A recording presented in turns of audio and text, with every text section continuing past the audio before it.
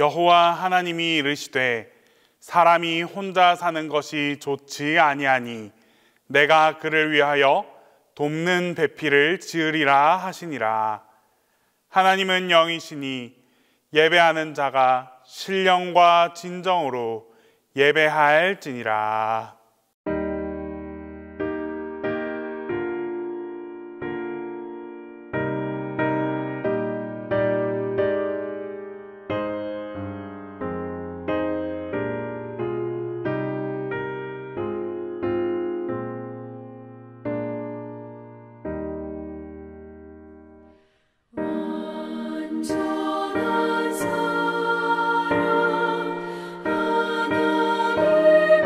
하나님의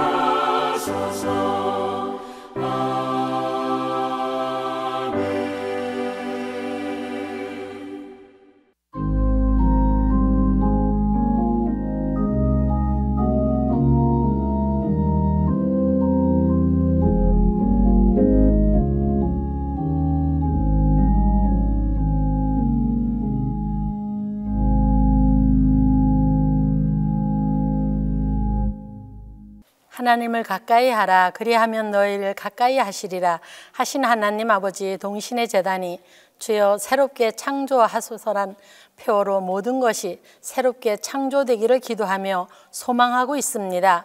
온 산과 들판이 푸르른 5월 가정의 달을 맞아 가정가정이 화목하기를 기도합니다.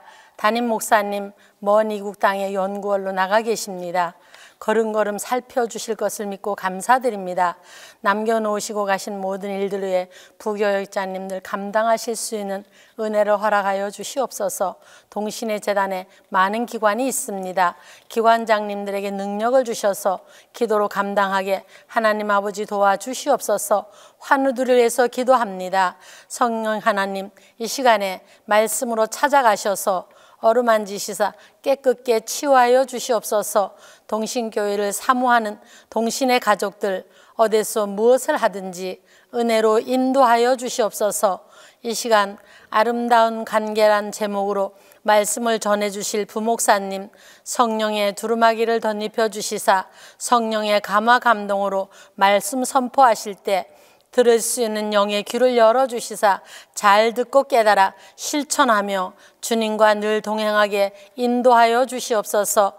24년도에 영육간에 동신의 가족이 배나 응답받기 원합니다. 마치는 시간까지 우리 하나님 아버지 함께해 주실 것을 믿고 부활하신 예수님의 이름으로 기도합니다. 아멘.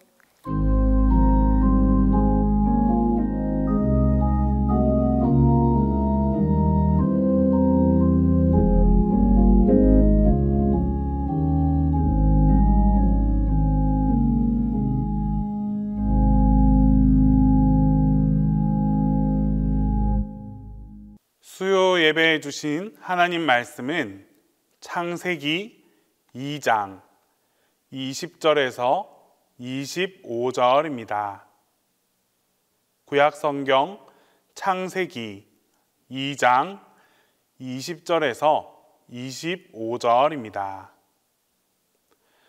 아담이 모든 가축과 공중의 새와 들의 모든 짐승에게 이름을 주니라. 아담이 돕는 배필이 없으므로 여호와 하나님이 아담을 깊이 잠들게 하시니 잠들매 그가 그 갈빗대 하나를 취하고 살로 대신 채우시고 여호와 하나님이 아담에게서 취하신 그 갈빗대로 여자를 만드시고 그를 아담에게로 이끌어 오시니 아담이 이르되 이는 내 뼈 중에 뼈요 살 중에 살이라. 이것을 남자에게서 취하였은즉 여자라 부르리라 하니라. 이러므로 남자가 부모를 떠나 그의 아내와 합하여 둘이 한 몸을 이룰지로다. 아담과 그의 아내 두 사람이 벌거벗었으나 부끄러워하지 아니하니라.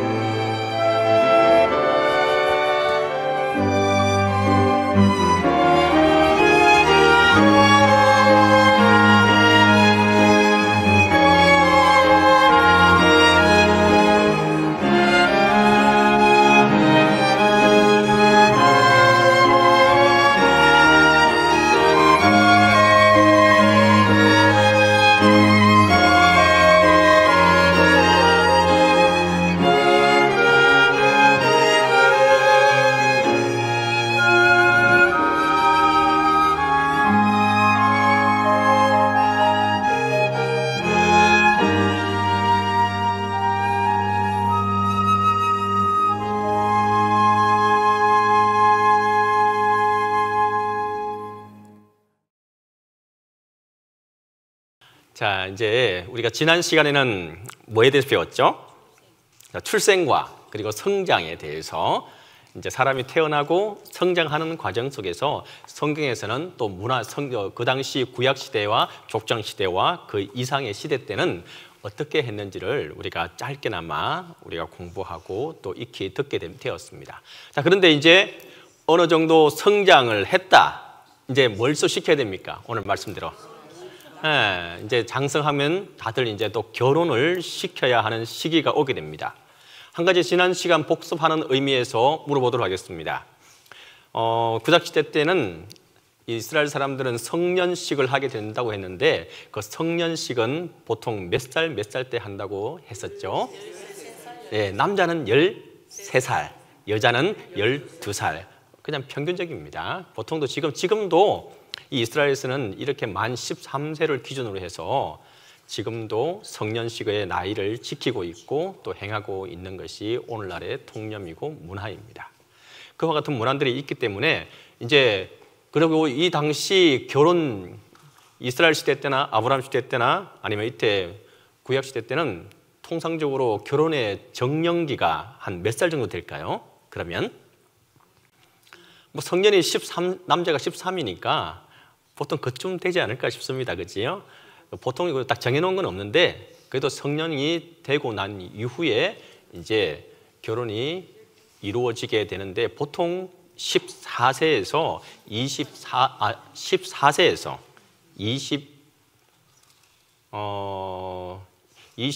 정도의 그 10년 안에 모든 혼인이 이루어진다고 합니다. 그 당시 왜 이와 같이 일찍 결혼식을 하고 빨리 또 가정을 꾸리게끔 했을까요? 뭐 자손도 있지만 우리가 지금의 100세 시대 하면서 살죠. 그죠? 근데 한번 보세요. 요 앉아있는 우리 구역자님들 또 저도 마찬가지지만 그 한 세대 앞에 부모님들 몇 세까지 사셨어요? 물론 또 오래 사신 분도 있고 하지만 그 앞에 세대 때는 보통 길어봐야 50 넘기기 쉽지 않았습니다. 네, 그죠? 그래서 우리나라만 해도 1990년대 초만 해도 결혼을 하다가 몇 살 했을까요? 그분들도 보통 13살, 4살, 5살 이때 다 하셨습니다. 네, 빠른 게 아니고 네, 왜냐하면 그 당시 그만큼 수명이 지금과 같이 길지 않았어요. 요 족장시대 때나 요 구약시대 때도 마찬가지입니다. 그러다 보니까 빨리 결혼식을 하고 빨리 자손을 보고 후세를 보고 그리고 가정을 꾸려나가야 한 형편이기도 했던 것이 이 당시나 지금이나 마찬가지입니다. 자, 이제 먼저 말씀을 읽어보도록 하겠습니다. 시작! 그가 바란 광야에 거주할 때에 그의 어머니가 그를 위하여 애굽 땅에서 아내를 얻어 주었더라. 자, 지금은 시대가 참 많이 변해서 부모님들, 특히 아버지나 어머니가 너는 이 여인과 결혼을 해, 너는 이 남자와 결혼해 하면 합니까 안 합니까? 지금 그리 하면은 집안에 아주 큰 분란이 일어납니다. 지금은 물론 지금도 그래도 정말 순종하는 자녀들은 그래도 엄마가 아빠가 좀 생각하고 있는 아주 귀한 남자와 여자가 있는데 한번 만나보지 않을래 했을 때 그래도 순종하는 자녀는 네 엄마 아빠 한번 만나볼게요 라고 말할 수는 있겠죠. 근데 결혼을 하고 말고는 그 다음 문제겠죠. 하지만 우리는 이제 성경에 대해서 또 공부하고 성경을 이해하는 의미에서 보면 이 족장시대 때나 구약시대 때 이 앞에 세대 때는 모든 자녀들의 결혼에 대해 주장할 수 있는 것은 오직 부모였습니다. 특별히 아버지였습니다. 아버지가 너 이 사람과 결혼해, 너 이 사람과 결혼해 하면 그걸로 끝이었습니다. 아니요, 예 답할 의무가 자녀에게는 없었습니다. 자, 그리고 또 읽어볼게요. 시작! 여자와 약혼하고 그와 결혼하지 못한 자가 있느냐? 그는 집으로 돌아갈지니 전사하면 타인이 그를 데려갈까 하노라 하고 자, 이 말은 무슨 말이냐 하면은 그 당시 지금도 뭐 또 격식을 차리는 가정에서는 먼저 약혼을 하고 그 다음에 또 어떻게 해요? 결혼식을 하고. 아브라함 시대 때도 마찬가지입니다. 족장 시대도 마찬가지고 구약 시대도 마찬가지인데 이때는 뭐가 있었냐 하면은 먼저 약혼이 있었고 그리고 한 꼭 정해놓은 시간은 아니지만 보통 평균적으로 1년간의 시간을 두고 그 다음 결혼식을 혼례를 치르게 되는 것이 이 당시 우리가 성경을 이해하는 문화였습니다. 성경 속의 결혼의 문화였습니다. 그래서 여기는 약혼아 그 여자와 약혼아와 그와 결혼하지 못할 자가 있느냐 이 말은 그렇지 그건 걱정하지 말라는 것이었고 그 다음에 그를 집으로 데려갈지니 전사하면 타인이 그를 데려갈까 하노라 하고 이 말은 무슨 말이냐 하면은 먼저 약혼만 해도 이 사람은 이제 징집에 대한 그 당시는 항상 족장도 시대도 마찬가지고 왕정 시대도 마찬가지고 이 당시는 틈만 나면 어떻게 해요? 다른 나라와 계속 싸워야 했고 그리고 남자는 징집이 돼서 전투에 나가서 전쟁에 나가야 될 형편이 되기도 했었죠. 하지만 약혼을 하거나 결혼을 하게 되면 어떻게 해요? 그 징집에서 벗어날 수 있었습니다. 결혼한 그 당사자는. 그걸 지금 말하는 것이고 그리고 또 여기에 많은 의미가 담겨 있는데 그는 집으로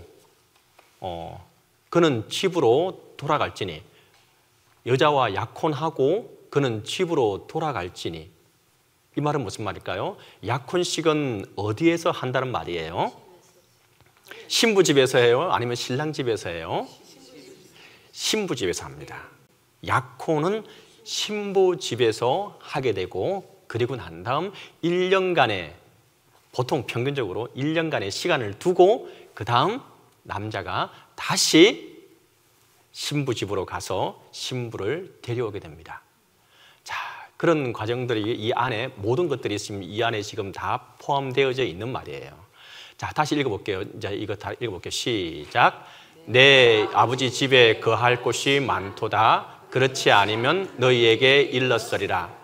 내가 너희를 위하여 거처를 예비하러 가노니 가서 너희를 위하여 거처를 예비하면 내가 다시 와서 너희를 내게로 영접하여 나 있는 곳에 너희도 있게 하리라. 이게 요한복음 14장 2절로 3절 말씀인데 이게 누가 하신 말씀일까요? 누가 하신 말씀이에요? 예수님이. 맞습니다. 자신 있게 말씀하세요. 예수님께서 제자들에게 이제 설명을 해주는 장면이에요. 천국은 어떤 곳이라고 하면서 그리고 이 말씀을 우리가 이해하기 위해서는 이 당시 결혼 풍습을 알지 못하면 이 말씀을 이해할 수 없는 것입니다. 그래서 제가 오늘처럼 설명을 해드리는 거예요. 다시 말해볼게요. 내 아버지 집에 거할 곳이 많도다. 그렇지 않으면 너희에게 일렀으리라. 내가 너희를 위하여 거처를 예비하러 가노니 가서 너희를 위하여 거처를 예비하면 내가 다시 와서 너희를 내게로 영접하여 나 있는 곳에 너희도 있게 하리라. 이 말이 무슨 말이냐 하면은 앞에 말씀드렸죠. 먼저 약혼은 신부 집에서 신랑이 찾아와서 하게 됩니다. 그때 찾아올 때 또 뭘 또 가지고 빈손으로 가요? 아니면은 그냥 빈손으로 갈까요? 아니면은 뭔가 들고 갈까요? 네, 약혼할 때 이때 신랑은 이 신부와 약혼식을 하기 위해서 무언가를 들고 가는데 지창금을 들고 가게 됩니다. 다시 말해서 조금 말이 좋아서 지창금이지 다르게 말하면은 신부의 그 값을 주는 것입니다. 그 집 아버지에게. 그 신랑은 그 신부 값을 정해놓고 가지고 가서 그 신부의 아버지에게 드리게 됩니다. 왜 이처럼 하게 되었을까요? 그 신부는 그 신부의 집에서 그래도 어떤 위치에 있느냐에 따라서도 또 등급이 또 틀리긴 틀리지만 어쨌든 그 신부는 그 집에서 아주 귀한 노동력입니다. 그 당시. 그죠? 사람 하나가 있고 없고의 차이가 얼마나 큽니까? 우리도 뭔가 일을 할 때 손 하나가 있고 없고의 차이가 얼마나 납니까? 그죠? 그만큼 그 집에서는 이 딸아이 그리고 아주 귀한 노동력을 잃어버리는 꼴이 되는 것입니다. 그래서 이 신랑은 그 신부의 아버지에게 신부값을 주게 되는데 이 약혼식을 할 때에 보통 얼마를 주게 될까요? 성경에 나와 있는데 50세겔 정도를 준다고 적혀 있습니다. 좀 이게 감이 안 올 수가 있는데 그 당시 노동자 1년을 일하면은 얼마를 벌게 될까요? 10세겔입니다. 네, 10세겔이 1년의 노동자가 벌 수 있는 양이었습니다. 그러니까 거의 5년치 노동력을 관한 것만큼 주고 그 신부와의 약혼을 성사시키고 이 신랑은 다시 돌아가게 됩니다. 자, 그런데 그 당시 이제 이와 같이 못하는 사람들은 또 어떻게 할까? 돈을 없어서 못하는 사람도 있겠죠? 그렇죠. 몸으로 때운 대표적인 인물이 있습니다. 누구겠습니까? 야곱입니다. 예. 그 장인 라반의 집에 가서 자기 아내를 취하기 위해서 몇 년간을 일하게 되죠? 예, 나중에 다 나오는데 7년간을 일하게 됩니다. 보통 5년 일하면 노동력이 50세겔인데 이 야곱은 5년이 아니고 거의 7년을 일하고 자기 아내를 데리고 오게 되는 경우도 있게 되었습니다. 자, 다시 이제 돌아가서 자, 이제 약혼을 할 때 그 지참금을 주고 이제 그 약혼식을 하고 약혼식을 또 할 때 더 격차를 따지자면 거기에 혼인 증명서라고 하는 또 증명서도 작성하게 됩니다. 자, 이제 이와 같이 그 안에서 이제 또 잔치도 하고 난 다음 이제 이 신랑은 그 모든 절차를 다 마치고 난 다음에 다시 자기의 집으로 돌아가게 됩니다. 자기의 집으로 돌아가서 그 1년간의 그 기간 동안 신부를 모실 수 있는 거처, 집을 마련하게 됩니다. 이게 그 당시 문화였어요. 그래서 예수님께서는 그 당시 문화를 예를 들어서 설명을 해야지 이 사람들이 이해를 할 거 아닙니까? 물론 지금 우리는 이렇게 설명을 해야지만이 이해를 하지만 그 당시 이스라엘 사람들에게는 이와 같이 설명을 했을 때 바로 이해가 됐겠습니까? 안 됐겠습니까? 그죠? 자, 그렇습니다. 이제 신랑은 다시금 이제 신부와 약혼을 행하고 자기의 집으로 돌아가서 그 1년간의 유예 기간 동안, 약혼 기간 동안 신부를 맞이할 준비를 하고 거처를 마련하게 됩니다. 자, 그리고 난 다음 다시금 결혼을 하기 위해서 이 신랑은 신부 집으로 찾아가게 되는데 이 신랑이 신부에게 가는 정확한 날짜와 시간과 그 모든 것들은 정해놓지 않습니다. 하지만 보통 저녁에 찾아가게 됩니다. 왜냐하면 이 사람들은 그 하루의 시작을 저녁 6시로 알고 그때 모든 혼인을 이루어지게 되기도 하기 때문입니다.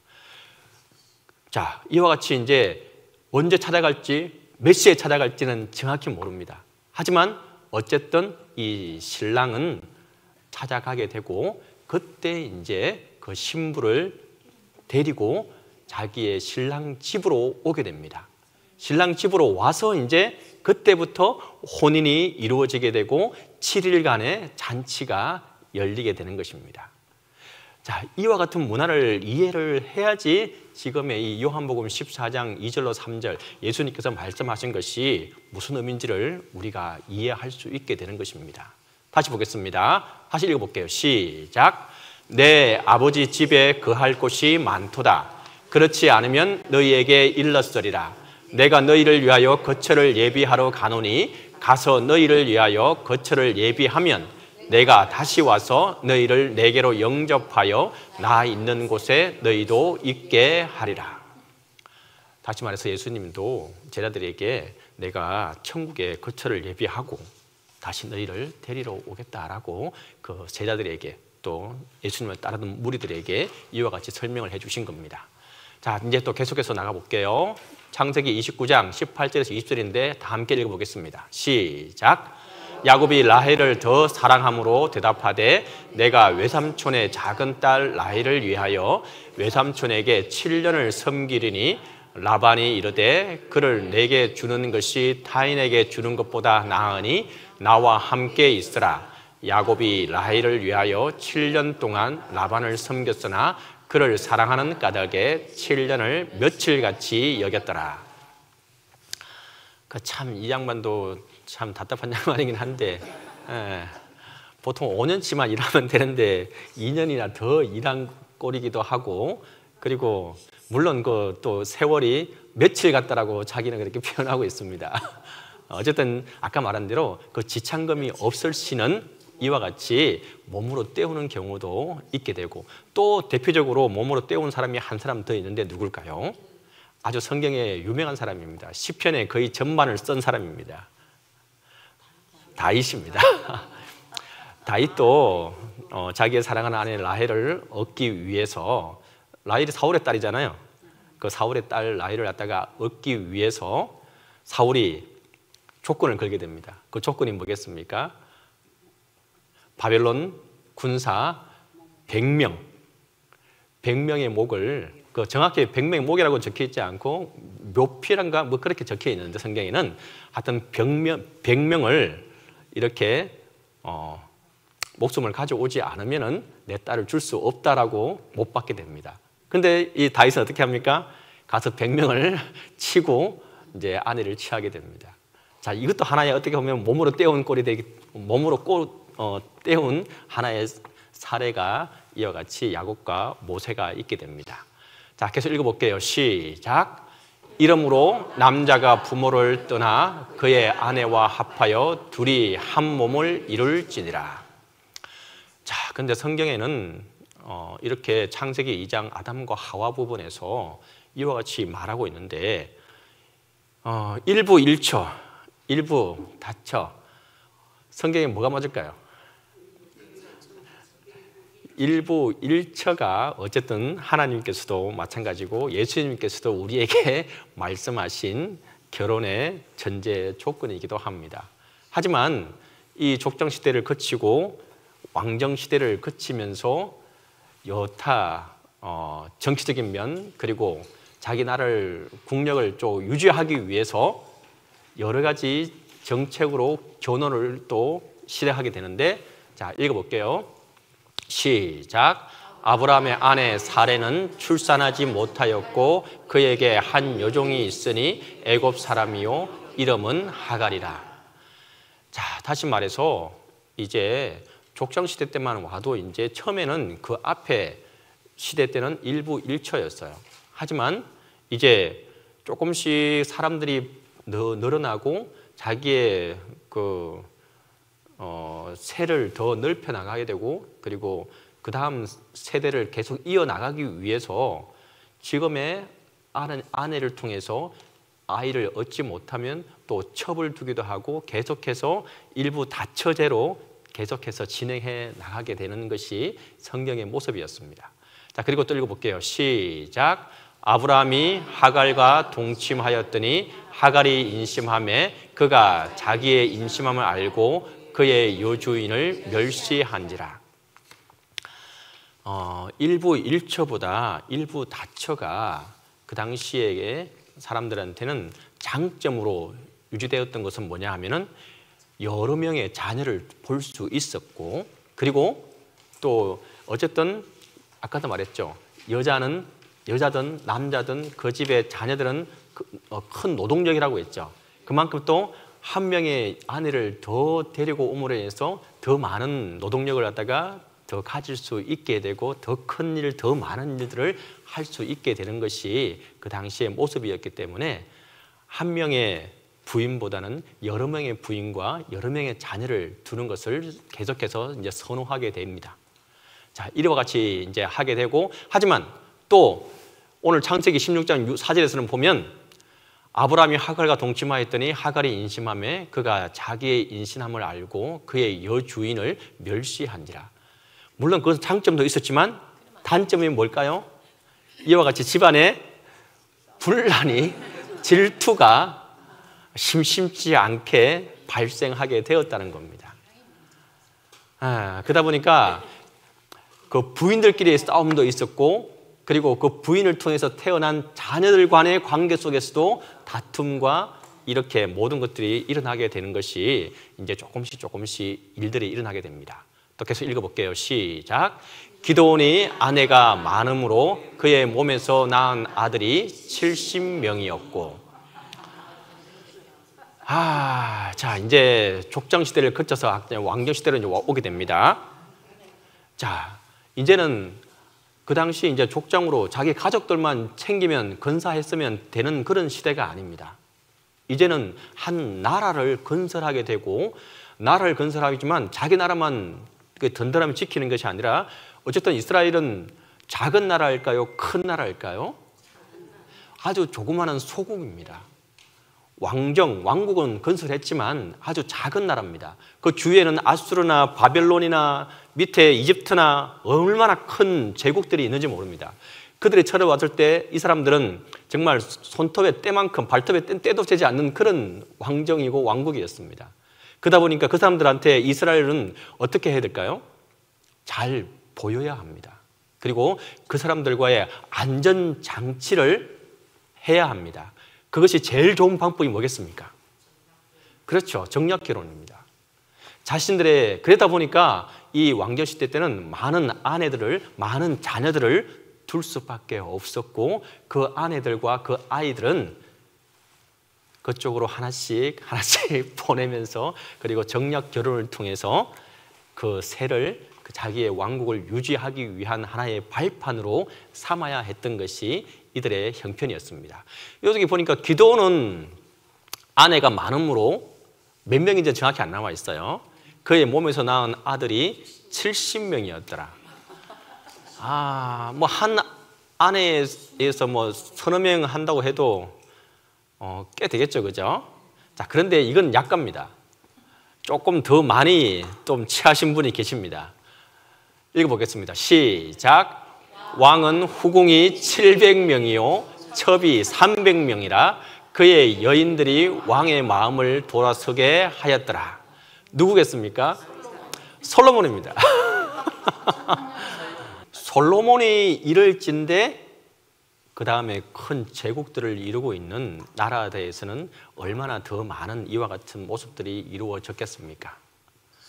하여튼 아까도 말씀드린 대로 이와 같이 할 수밖에 없었던 것은 이스라엘이 소국이었고 작은 나라였고 힘이 약한 나라였고, 그리고 또 어쨌든 주위의 나라들과의 관계를 계속해서 안정화시켜 나가기 위해서는 이와 같이 정략 결혼이 있을 수밖에 없었던 것이 이 솔로몬의 형편이었습니다. 하지만 그러다 보니까 하나님을 알지 못하는 이방 여인들과의 관계가 이루어지게 되고, 그러다 보니까 또 뭐가 생기게 될까요?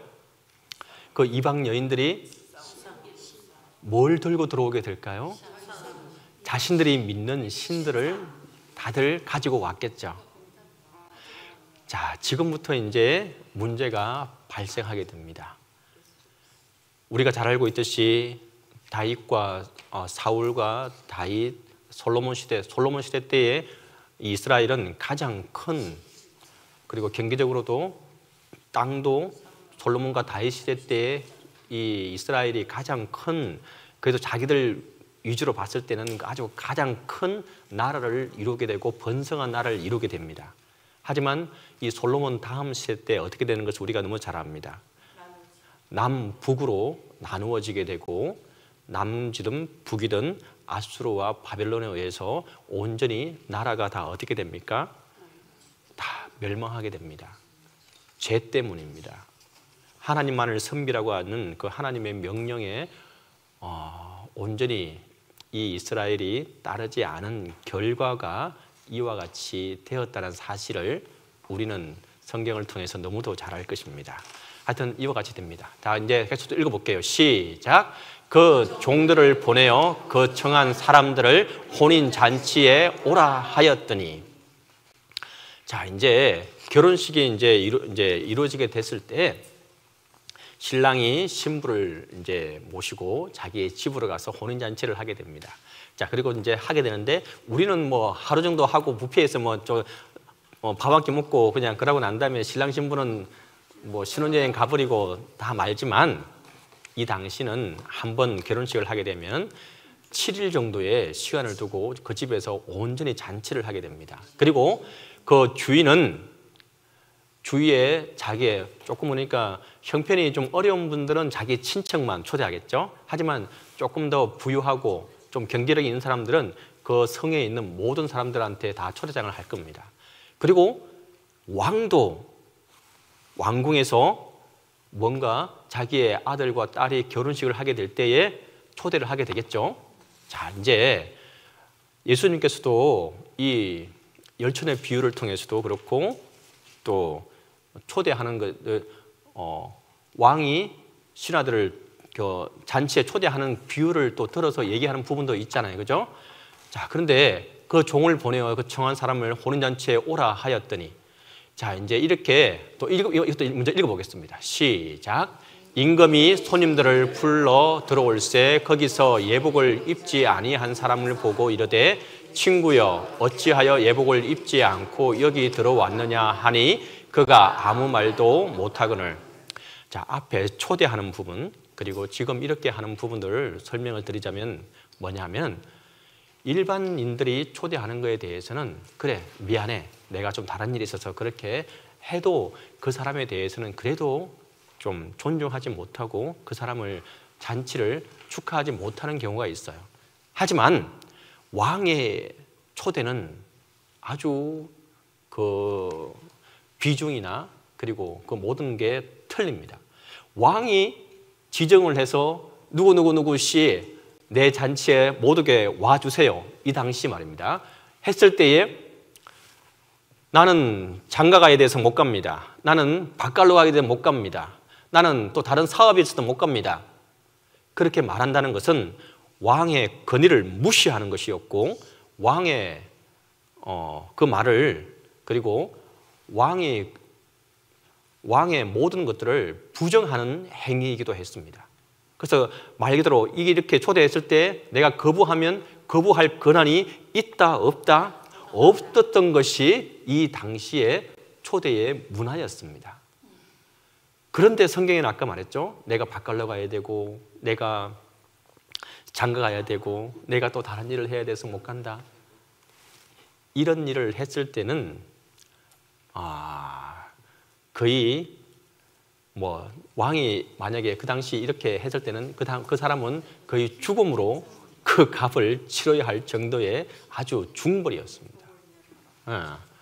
자, 그런 문화였고 그리고 왕이 초대한 자리에는 자신이 아무리 집에 좋은 예복이 있고 좋은 옷이 있더라 할지라도 그 옷을 입고 가면 될까 안 될까요?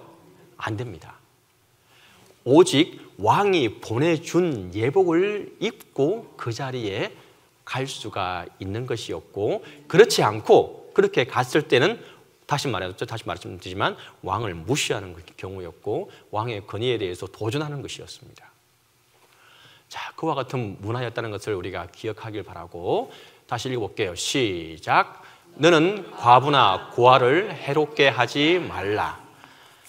자, 그런데 결혼이라는 것도 그 당시 있었지만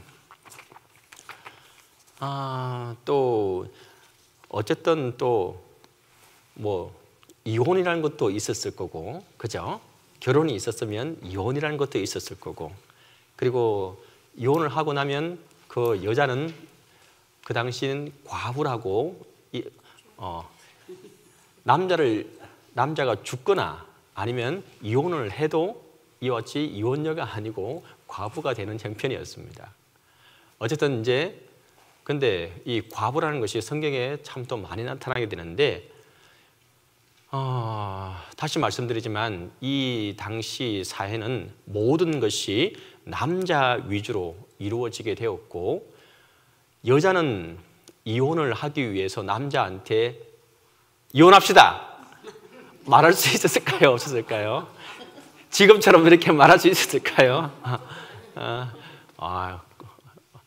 절대 말 못하는 시대였습니다. 오로지 남자가 뭔가 잘못을 해도 여자는 남자한테 이혼을 소송하거나 청구하지 못하는 시대였습니다. 반대로 남자는 여자에게 이혼을 정서를 써주고 이혼을 쉽게 할 수가 있었습니다. 또 한 번 더 읽어볼게요. 시작. 참 과부인 과부를 존대하라. 자, 이 말은 뭐냐 하면은 초대 교회에는 좀 더 구체적으로 초대교회 시대 때는 참 과부는 뭐냐 하면 어떤 중죄를 짓거나 음행을 저질렀거나 뭐 이런 큰 잘못이 없이 과부가 된 사람들을 이제 도와주는 형편들을 도와주기 위해서 이 참 과부를 존대하라는 말은 뭐냐면 이 참 과부, 아까 말한 대로 그렇게 큰 잘못이 없는 사람들의 명부를 작성했어요. 그래서 이 사람들은 우리가 좀 돌보고 함께하고 좀 우리가 함께 좀 돌아보고 챙겨줘야 할 사람이라고 하면서 이렇게 챙겨주기도 했던 것이 이와 같은 모습이기도 합니다. 그리고 이제 우리가 한 번 더 우리가 마지막으로 제가 설명드리고 싶은 것은 뭐냐 하면은 우리 결혼 문화를 통해서 성경을 통해서 한 번 더 알 수 있는 우리가 잘 알고 있는 10명의 처녀들이 있죠. 열처녀 비유들. 이것도 예수님께서 설명하신 부분인데 열처녀 비유가 처음에 어떻게 되죠? 10명의 처녀가 있어요. 근데 이 10명의 처녀가 등불을 들고 기다리게 됩니다. 예. 근데 기다리게 되다가 다 어떻게 돼요? 잠들어 버리게 됩니다. 잠들었는데 5명은 또 어떻게 하고 5명은 또 어떻게 했죠? 네, 그렇게 됩니다. 그리고 또 5명은 또 기름을 준비하고 또 5명은 어떻게 해요? 기름을 준비하지 못했다고 설명하고 있죠. 자, 이렇게 해서 이런 우리가 비유를 우리가 너무 잘 알고 있는데 이 마태복음 25장에 나오는 이 열처녀 비유가 오늘 제가 설명하는 부분들에 대해서 한 번 더 이해하는 데 큰 도움이 될 겁니다. 예수님 당시에는 일반적으로 이렇게 이제 결혼을 하게 될 때에 결혼식은 주로 아까 말씀드린 대로 낮에 한다고 했어요? 저녁에 한다고 했어요? 저녁에. 그것은 왜냐하면 아까 말씀드린 대로 저녁 6시가 그 사람들은 그 하루의 시작이라고도 표현하기도 했고 그리고 또 한편으로는 또 그 열대 지방에 낮에 결혼하면 되겠습니까? 안 되겠습니까? 예, 그러니까 또 저녁에 아마 했었을 수도 있을 겁니다. 자, 이와 같이 하게 되는데 이제 신랑이 신부의 집에 가서 아까 말한 대로 약혼을 하게 되고 그 약혼식이 이루어지고 난 다음 다시 신랑은 거처를 예비하러 다시 자기 집으로 돌아갔다고 했죠. 그 돌아가고 난 다음에 다시금 이제 아까 말한 대로 내가 맨날 며칠 언제까지 가겠더라고 얘기를 할 수도 없었고 연락을 또 주울 수도 없는 형편이라고 했죠. 자, 그러다 보니까 이제 어느 1년 정도 지났을 때에 이제 그 열처녀들은 그 신부를 여기서 우리가 헷갈리면 또 안 되는데 그 열처녀는 신부가 아닙니다. 그걸 기억하셔야 돼요. 예, 그 열처녀는 신부가 아니고 신부를 위한 덜러리입니다. 지금으로 따지면 그 당시는 신부 쪽에서도 덜러리가 있었고 신랑 쪽에서도 신랑의 친구들 해서 덜러리가 있었습니다. 근데 신부의 덜러리는 좀 위치하고 신랑의 덜러리 위치는 조금 틀립니다. 이건 또 그냥 한 번 더 설명을 드릴게요. 신랑의 덜러리는 함께 가는 이 사람들은 그 정인으로서의 역할도 하지만 만약에 이 신부가 신랑이 잘못되거나 이 신부가 이혼을 하게 되었을 때에 그 덜러리로 갔던 사람들 중에서 이 신부를 취할 수 있는 권한이 주어지는 것이 이 신랑의 덜러리들입니다. 그 정도 위치를 가지고 있는 덜러리들이에요. 하여튼 어쨌든 다시 돌아가서 이 열처녀는 이 신부의 덜러리입니다. 그 결혼식을 준비하는 그 신랑을 맞이하는 등불을 들고 저녁이니까 맞이하는 덜러리들입니다. 자, 근데 이 사람들이 그걸 신랑이 언제 올지 모르니까 계속 어쨌든 간에 기름을 준비하고 계속해서 들고 있고 자지 말고 졸지 말고 좀 그렇게 하고 있어야 되는데 졸았다고 했죠. 자, 그리고 또 어떤 또 덜러리들은 이 10차례 중에서 5명은 기름을 갖다가 준비하지 못했다고 합니다. 그 당시 기름은 어떤 기름이겠어요? 감람유, 그러니까 다시 말하면 올리브 기름입니다. 그러다 보니까 어쨌든 기름을 좀 널널하게 많이 준비해야 되는데 이 5명의 처녀는 기름을 준비하지 않았다는 겁니다. 그 당시 이 횃불에 기름을 갖다가 밝힐 수 있는 시간은 15분에서 20분입니다. 천에다가 이렇게 해서. 그러다 보니까 그 시간이 지나면 다시 기름을 적시고 다시 들어야 되는 형편이었습니다. 근데 이쯤 되면 오겠지라고 하는 생각을 가지고 아마 그분들이 그랬을 수 있겠지만 어쨌든 다 준비하지 못하고 있었던 것입니다. 자, 이와 같이 하게 되자 어쨌든 이제 신랑은 신부 집에 찾아왔고 그 5명의 기름을 준비하고 깨어있던 덜러리들은 어떻게 해요? 그 신부와 함께 그 신랑과 함께 자기의 신랑 집으로 이제 그 행렬에 합류해서 따라가게 됩니다. 근데 그 당시 이 문화도 알아야 되는데 근데 그 반면에 그 나머지 5명은 기름을 구하기 위해서 그 행렬에서 벗어나서 다른 데 찾아갔겠죠? 그러다 보니까 그 행렬에 함께 하지 못했겠죠? 뒤떨어졌습니다. 그 당시 문화는 뭐냐 하면은 이 신랑이 신부를 데리고 왔을 때 그 함께 하는 행렬 안에 함께 하는 사람만이 그 잔치에 들어갈 수 있었습니다. 그리고 문이 닫히게 됩니다. 그 나머지 5명은 그 결혼식에 참여하지 못하는 결과가 있게 되는 것이었습니다. 이런 문화들을 우리가 알고 성경을 읽으면 우리가 조금 더 성경을 더 쉽게 이해하고 더 와닿지 않을까 하는 생각을 하게 됩니다. 하여튼 다시 말씀드린 대로 우리가 이 열천의 비유를 또 마지막으로 설명을 드리자면 우리의 삶에서도 우리가 준비할 것이 무엇인지를 다시 돌아보고 그리고 하나님께서 우리에게 말씀하고 준비하고자 하는 것이 무엇인지를 기억하고 끊임없이 기도하면서 하나님께 구하고 나아가는 우리의 삶이 될 수 있기를 바랍니다. 기도하겠습니다. 사랑과 은혜가 많으시고 좋으신 아버지 하나님, 은혜와 사랑을 감사하고 감사합니다. 오늘도 성경의 문화에 대해서 그 당시 문화를 알고 성경을 이해하는 시간을 가지게 됩니다. 하나님, 우리에게 오늘도 말씀하시는 것이 무엇인지를 깨달아 성경을 바로 이해하고 바로 또 깨달아 아는 귀한 시간이 되게 도와 주시옵소서. 다음에 만나는 시간까지 건강으로 함께해 주시길 믿고 예수님의 이름으로 기도드립니다. 아멘.